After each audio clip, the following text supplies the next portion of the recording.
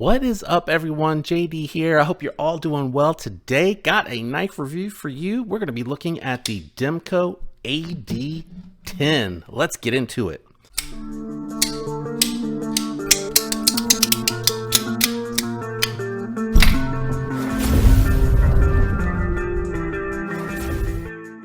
All right, what we'll be doing today is we're going to go through the knife specs. We're going to do some size comparisons. Then we will jump into my thoughts and impressions. If you can believe it, this is my first time handling the AD10. I went in for the AD15 as my very first Demko, and then I really liked the size of the AD20.5s for EDC. Very friendly to carry. It gives me the flexibility to carry it into my office, and it gives me the ability to carry it on my person on the weekends because it can flex, right? It's a good size that you can put in an organizer and throw down in the pocket at the office, and then you can put it on the pants with the clip out and about on the weekends, and it's going to flex really well in doing a lot of different tasks. Can't say the same about that AD15 though. And then I picked up the AD20S, full size in itself, and it will be making an appearance here in a little bit. But let's get into the specs. The AD10 has a 3.5 inch S35 VN blade, 5.25 inch G10 handles for an overall length of 8.75 inches, and claimed weight on the knife is 6.9 ounces. Let's go ahead and check that weight out. I'm slamming my scale down. I better be careful with that. I'm going to break this thing. So a little bit heavier than that 6.9, coming in at 7.1 ounces. It definitely feels like a weighty boy. Let's go ahead and cut the scale off, and let's go ahead and do some size comparisons to give you an idea of the size of this knife. First, we're going to bring out its little brother, the Demko AD20.5, and both of these manufactured at the Taiwanese plant. And then we're going to bring out the Spyderco Shaman, a full-sized EDC for me. And as you can see, the AD10 definitely much larger than both these knives. Let's move the Demko out of the way. Let me grab my bug out. We'll bring that in here for a size comparison. Move the Shaman out of the way, grab a USA-made SIG K320 made by Hogue Knives. And again, very apparent, right? This is definitely bigger than both of these knives. This is definitely a full-sized user. For my budget friends out there, here is the Elementum 2, roughly about the same length as the Elementum, right? Or exactly the same length as the Elementum, just a little bit thicker in the chassis. And then we'll bring out the Civivi Praxis, which is a full-size Chinese-made knife in my inventory. As you can see, Demko is definitely bigger than both. I don't think anybody really needs it, but I still like to do it for consistency. So let's do thickness profile comparison. We'll start here against the Praxis. And as you can see, it's just much thicker than the Praxis. Let me grab the SIG, because the SIG is one of the thickest EDCs I have in my inventory. And as you can see here, even with the contouring, which is going to be hard to get it to show up, the AD10 still thicker. And then we'll go ahead and bring out the Shaman. All right, so there you go. There it is against the Shaman. Now, I do say that the SIG K320 is one of the thickest knives that I have in my inventory for a full-size knife, but now the AD10 is. But I did want to, just before I jump into my thoughts and impressions on this, I wanted to go ahead and bring out the knife that, influenced me the most to try to get a few more fuller size knives in my inventory, because I really do like the extra real estate when I'm doing consecutive work. Like a lot of things, if I've let the boxes build up in the garage for the week or a couple weeks and I need to break some down, I like grabbing these because they're just so much more comfortable and they feel like they're just able to chew through the cardboard without needing to be addressed. And that is going to be the AD20. And as you can see, even the AD20 is not quite as large as the AD10. It's still got a little bit less handle and a little bit less length. Now the clip point from the pivot would probably be about the same length, because the clip point is a little bit longer than their shark's foot blade, which is a sheep's foot blade. And they serve very different purposes. The clip point comes up to a taller point and has the clip out there, but the 10 has a more lower drop point. The other difference here that you're going to notice too is that the AD20S has, it's going to be hard to see with that swedge, but it's going to have a slightly thinner geometry overall. It's not going to have as tall of a flat grind, but when you feel behind the edges here, the AD20S feels like it's just a little bit thinner behind the edge. It feels just a little bit thicker immediately behind the edge on that AD10. So a little bit different of an approach from the Demkos with that AD20 and their 20.5 obviously. But let's jump into the knife. Ergos, this thing is super comfortable, fits in the hand really nicely. I got a ton of space.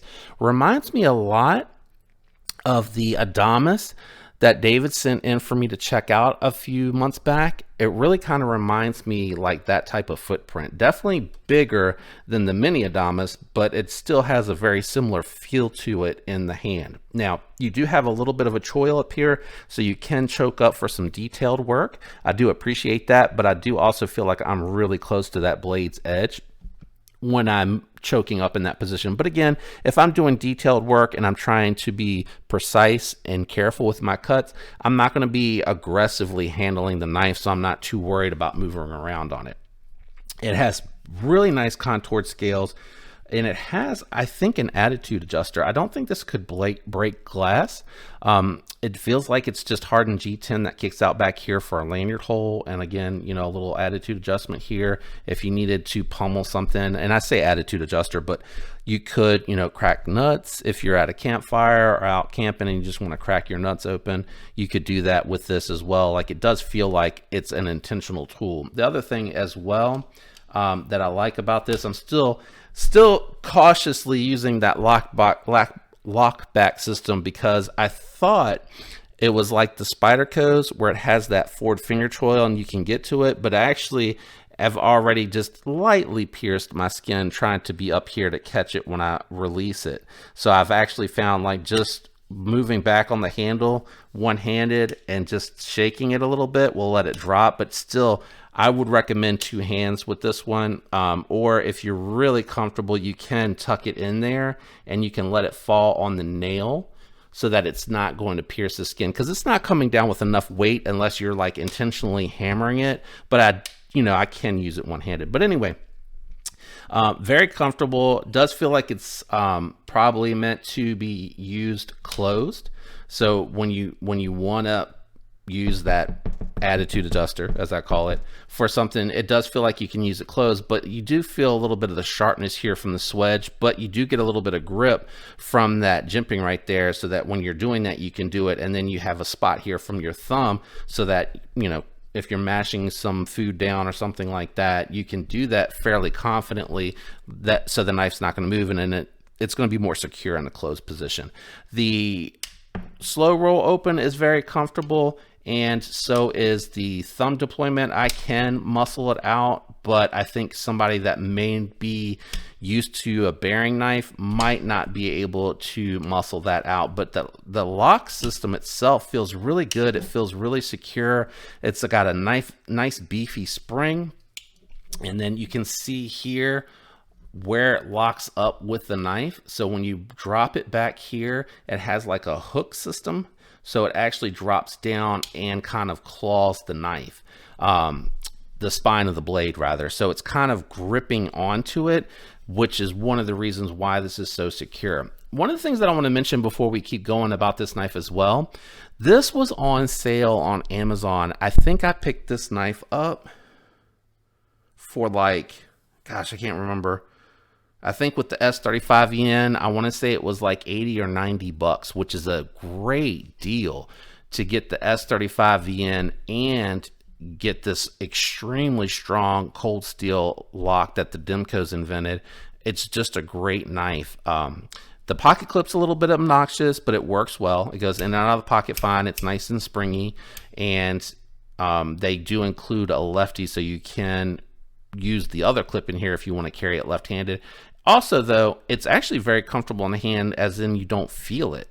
So that's really nice to see as well. I've actually used this just a couple of times on, I tested the edge on the paper and it came I went through the paper without any blemishes on the factory edge, and then I went and grabbed some cardboard and cut through it, and no surprise, went through the cardboard just fine.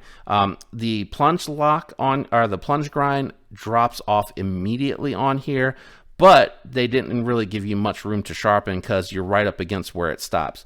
What you would have to do on this one is you'd have to do like a lot of the Spydercos, and you would have to do it on a stone and go straight down, and you could do that, or you could add a little sharpening choil in there to use it like on the fixed angle system, because the fixed angle system is going to come at it at an angle, so it's going to bump into where that plunge lock is,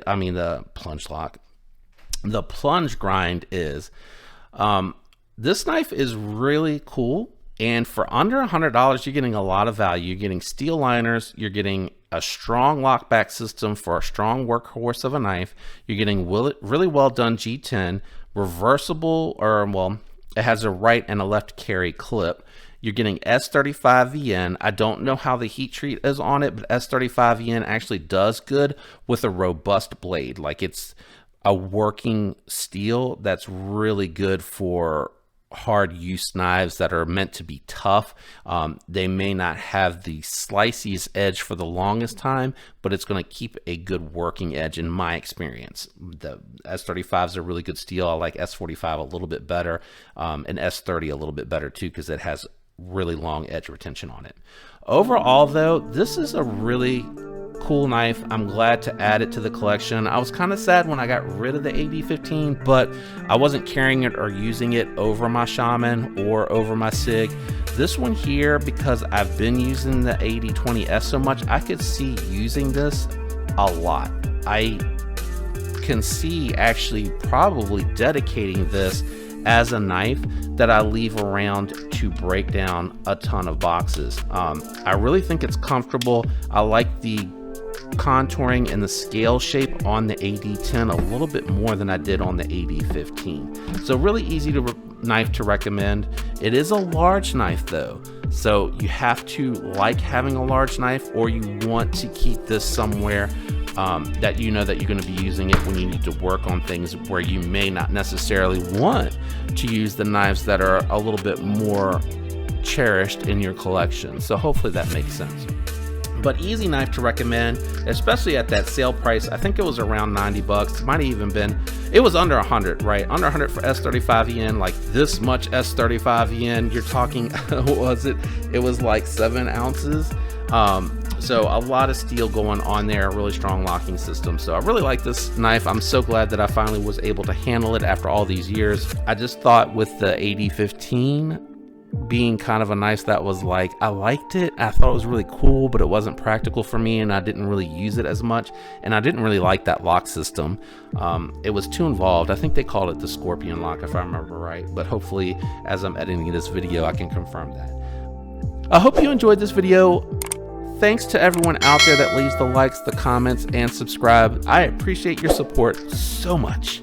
I hope all of you have a fantastic week, and until next time, peace.